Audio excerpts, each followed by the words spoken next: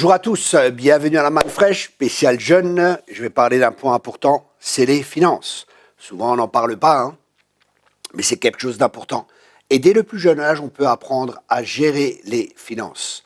Et je vais partager 3 choses que tu peux faire avec tes finances et 3 choses que tu ne peux pas faire.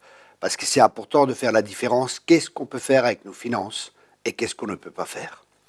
Le premier point que j'aimerais partager avec vous, c'est 3 choses que tu peux faire. Premièrement, l'argent peut se multiplier. Venez avec moi dans Luc 6, au verset 38.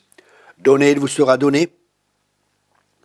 Vous connaissez, et la mesure à laquelle vous mesurez, vous allez être mesuré. Ici, la parole de Dieu nous parle clairement aussi de l'argent, et l'argent est important.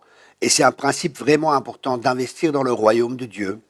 Moi, j'apprends à mes enfants à donner la dîme, à donner des offrandes, je leur apprends à gérer les finances, parce que c'est vraiment quelque chose d'important pour plus tard aussi. Ça sert à quoi que je leur laisse un héritage, et s'ils n'ont pas appris à gérer les finances, qu'est-ce qu'ils vont faire avec? Ils vont tout dilapiter, et ma vie, tout mon travail, tout ce que j'ai fait, ça sera perdu. Donc je leur apprends à gérer leurs finances. Ça peut être un instrument d'amour, quand par exemple tu partages, c'est le deuxième point, quand tu donnes de l'argent à des pauvres, quand tu donnes des argent à l'orphelinat, quand tu donnes de l'argent à des gens qui en ont besoin, tu vas les aider. C'est un instrument de l'amour, c'est de l'amour en action. Ça va nous coûter, mais ça va bénir les autres. Et là, justement, on prouve et on démontre qu'on n'est pas attaché aux finances, justement, en donnant. Le troisième point, ça peut être un témoignage de l'amour de Dieu. Quand tu donnes à des gens qui n'ont pas la possibilité de te rendre, c'est un acte qui n'est pas égoïste et ça montre l'amour de Dieu pour ces personnes et ils peuvent être touchés à travers ça. Donc l'argent peut être un témoignage pour ces personnes de la bonté de Dieu à leur égard. Un autre point, 3 points maintenant que nous allons voir, ce que l'argent ne peut pas faire pour toi, ça ne peut pas apaiser ta conscience. C'est pas parce que tu donnes de l'argent quand tu as péché que tu es péché, tu dis je vais investir dans le royaume de Dieu, je vais donner à l'église, je vais donner au pasteur, je vais donner à une œuvre de charité. Non, il n'y a que le sang de Jésus qui nous purifie et c'est la foi dans le sang de Jésus qui nous lave et qui purifie notre conscience. Le deuxième point que l'argent ne peut pas faire, c'est ce que Dieu nous demande de faire. Dieu demande à chacun de nous de faire certaines choses et avec l'argent, ça ne pourra pas remplacer ce que Dieu nous demande de faire. Dieu nous veut tout en entier. Donne-moi ton cœur. Quand il a notre cœur, il a aussi nos finances.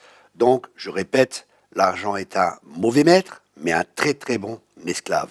Soyez maître de votre argent afin que l'argent soit votre esclave. Le troisième point, tu ne peux pas l'amener au ciel, alors sois sage, n'économise pas à l'excès, ne place pas ta sécurité dans les finances, économise, mais selon Dieu, gère ton argent selon la sagesse de Dieu, mais ne sois pas radin. Ça, c'est très important, parce que sinon, ça va bloquer les choses dans ta vie, et ton cœur sera affecté, ton cœur ne sera pas libre, et Dieu veut qu'on soit libre aussi des finances. Je le répète, pour être libre, on ne peut pas être esclave, pour être libre, nous devons être le maître.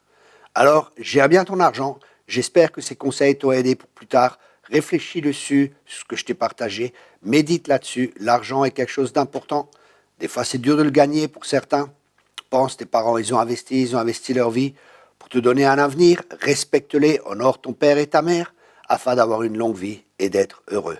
Soyez tous abondamment bénis. On se voit la semaine prochaine pour une nouvelle manne fraîche, très pratique pour la vie de tous les jours. Soyez bénis.